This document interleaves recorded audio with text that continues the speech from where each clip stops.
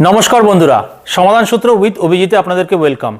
बंधुरा रि-केवाईसिर मेसेज कि आपनार फोने एसेछे आपनार बैंकेर तरफ थेके? यदि ना एसे थाके आसलेও आसते पारे। এই কেওয়াইসি আর রি-কেওয়াইসি নিয়ে সবারই মনের মধ্যে একটা ডাউট তৈরি হয়েছে যে আমি তো অ্যাকাউন্ট খোলার সময় কেওয়াইসি জমা করেছি, তাহলে এই রি-কেওয়াইসির মেসেজটা কেন এসছে? বন্ধুরা আজকের এই ভিডিওতে আমি কেওয়াইসি আর রি-কেওয়াইসি এই দুটোর মধ্যে কি পার্থক্য সেটা নিয়ে আলোচনা করব। আপনি যদি রি-কেওয়াইসি না করেন তাহলে আপনার কি সমস্যা হতে পারে সেটা নিয়ে আলোচনা করব, এবং যাতে আপনি অনলাইনে রি-কেওয়াইসি করতে পারেন সেটাও কিভাবে করতে হবে আমি সেটা আপনাদেরকে বলে দেওয়ার চেষ্টা করব। বন্ধুরা আমি ব্যাংকিং নিয়ে প্রচুর ভিডিও আনি, আমার চ্যানেলে গেলে আপনি ব্যাংকিং রিলেটেড প্রচুর ভিডিও পাবেন, সময় পেলে দেখবেন, আপনার অনেক কাজে আসবে এবং অনেক ব্যাংকের ছোট ছোট ডাউট আপনার ক্লিয়ার হয়ে যাবে। তাহলে চলুন চলে যাচ্ছি আজকের টপিকে। কেওয়াইসি কেওয়াইসি মানে কি? কেওয়াইসি মানে আপনারা খুব ভালোভাবেই জানেন, নো ইউর কাস্টমার। এই কেওয়াইসি শুধুমাত্র ব্যাংকে জমা করতে হয় তা নয়, আপনাকে কিন্তু আপনি যখন আপনার গ্যাসের অ্যাকাউন্ট খুলতে যাবেন, যখন আপনি আপনার ইলেকট্রিসিটি ডকুমেন্ট তৈরি করতে যাবেন, বা আপনি যে কোনো ফাইন্যান্সিয়াল জিনিস যেখানে রিলেটেড আছে, আপনি কোথাও থেকে লোন নেবেন, তাহলেও কিন্তু আপনাকে এই কেওয়াইসি করতে হবে। নো ইউর কাস্টমার মানে ব্যাংক বা ওই ফাইন্যান্সিয়াল যে ইনস্টিটিউশন সে আপনাকে চিনতে চাইছে। আপনাকে চিনবে কি করে? আপনার ডকুমেন্টস দিয়ে, আমাদের আইডেন্টিটি প্রুফ দিয়ে, অ্যাড্রেস প্রুফ দিয়ে, ফটো দিয়ে। দেখুন অ্যাড্রেস প্রুফ, আইডেন্টি প্রুফ এগুলো কি সবাই আপনারা জানেন, আমি অত ডিটেলে যাচ্ছি না। মোটামুটি একটা অ্যাকাউন্ট খুলতে গেলে Aadhaar card, PAN card, electricity bill, কারোর পাসপোর্ট থাকলে পাসপোর্ট এবং ফটোগ্রাফ, এই জিনিসগুলো লাগে, এগুলো নর্মাল, এগুলো হচ্ছে কেওয়াইসির আন্ডারে চলে আসে। এবার কেওয়াইসিটা আমরা যখন অ্যাকাউন্ট খুলি শুরুতে তখন আমাদেরকে কেওয়াইসি জমা করতে হয়, কিন্তু গত জুন মাসে 2025-এর জুন মাস থেকে 2026-এর জুন মাস পর্যন্ত এই এক বছর আরবিআই এর তরফ থেকে সমস্ত ব্যাংককে নোটিফিকেশন দেওয়া হয়েছে যে তারা যেন কাস্টমারদের রি-কেওয়াইসি করে। এবার আপনার কি রি-কেওয়াইসি করতে হবে, নাকি আপনি নিজে থেকে গিয়ে ব্যাংকে বলবেন যে আমি কেওয়াইসি সাবমিট করতে চাই? না, আপনি নিজে থেকে ব্যাংকে যাবেন না কেওয়াইসি দিতে। আপনার যদি কেওয়াইসি দরকার হয় বা রি-কেওয়াইসি দরকার হয় তাহলে ব্যাংক নিজেই আপনাকে নোটিফিকেশন দেবে বা এসএমএস পাঠাবে বা মেইল করবে। রি-কেওয়াইসিটা কি? রি-কেওয়াইসিটা হচ্ছে যে আপনি যদি রিস্ক কাস্টমার হন, মানে এখানে তিনটে ক্যাটাগরিতে ভাগ করা হয়েছে, high risk customer, medium risk customer এবং লো রিস্ক কাস্টমার।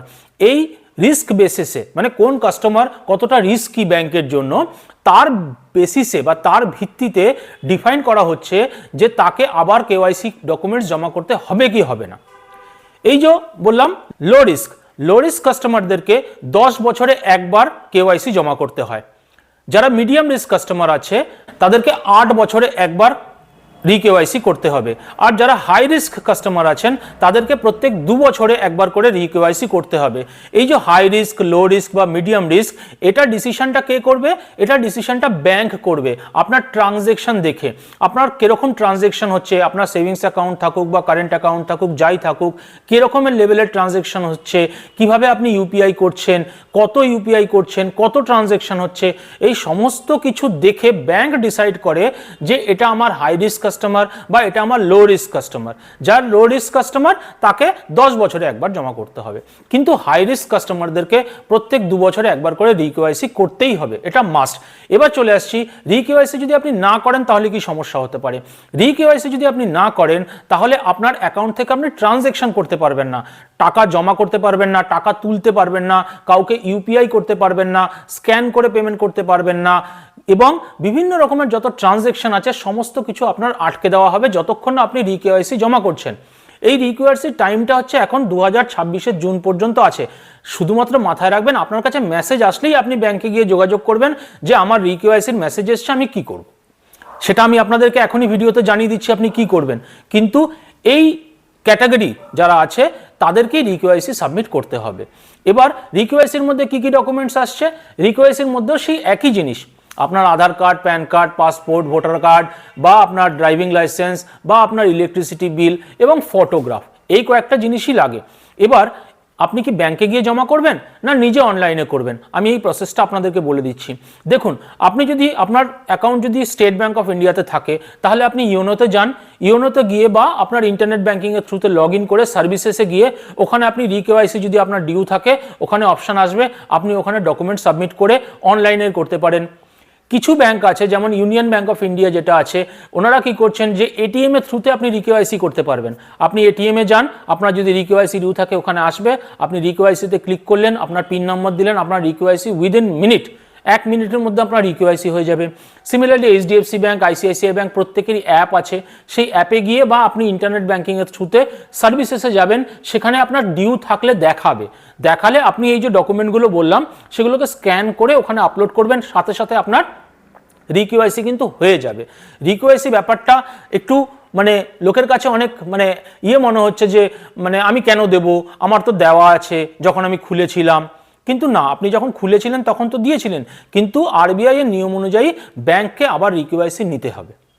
এছাড়াও আপনি মাথায় রাখবেন যে আপনার যদি কখনো অ্যাড্রেস চেঞ্জ হয়, তাহলে কিন্তু আপনার ফোন নম্বর চেঞ্জ হয়, তাহলে কিন্তু আপনাকে গিয়ে, এটা আপনার ডিউটি যে আপনি ব্যাংকে গিয়ে নিজের জিনিসগুলোকে আপডেট করাবেন। অ্যাড্রেস কি করে চেঞ্জ করতে হয়, ফোন নম্বর কি করে চেঞ্জ করতে হয়, তার ভিডিও আমার করা আছে, আপনারা চাইলে একবার গিয়ে দেখে আসতে পারেন। যাই হোক বন্ধুরা, পুরো ডিটেলে আমি বলে দিলাম যে কেওয়াইসি আর রিকেওয়াইসি কি জিনিস। রিকেওয়াইসি যদি আপনি সাবমিট না করেন তাহলে আপনার কি প্রবলেম হতে পারে। আবারও বলছি, রিকেওয়াইসি যদি আপনি সাবমিট না করেন তাহলে আপনার অ্যাকাউন্টের ট্রানজ্যাকশন কিন্তু বন্ধ হয়ে যাবে, আপনি টাকা জমা তোলা, কোনো ইউপিআই করা কিছুই পারবেন না। সেই জন্য যদি আপনার কাছে এই মেসেজ এসে থাকে, ওটাকে ইগনোর করবেন না বা ডিলিট করে দেবেন না। ব্যাংক কিন্তু আপনাকে 3 বার 4 বার পাঠাবে, কিন্তু আপনি যদি বারবার ডিলিট করে দেন তারপরে আপনার সমস্যা হবে যে আপনি হঠাৎ করে কখনো যদি টাকা পাঠাতে চান কাউকে, দেখবেন পাঠাতে পারছেন না। কেন না, ব্যাংক ওই অ্যাকাউন্টটাকে ফ্রিজ করে দিয়েছে রিকেওয়াইসি না করার জন্য। সুতরাং এই মেসেজটি যদি এসে থাকে আপনি সেটি খুব সিরিয়াসলি নেবেন। বন্ধুরা, আশা করি ভিডিওর টপিকটা আপনাদেরকে ভালো লেগেছে। যদি আপনাদের ভালো লাগে তাহলে প্লিজ একটা লাইক দেবেন, আমার চ্যানেলে নতুন হলে সাবস্ক্রাইব করবেন। ব্যাংকের প্রচুর ভিডিও আছে, সময় পেলে দেখবেন, আপনার উপকারেই আসবে, এটুকুনি আপনাদেরকে প্রমিস করতে পারি। যদি ভালো লাগে সঙ্গে থাকবেন, সাবস্ক্রাইব করবেন। দেখা হবে পরের কাজের ভিডিওতে। জয় হিন্দ, জয় ভারত।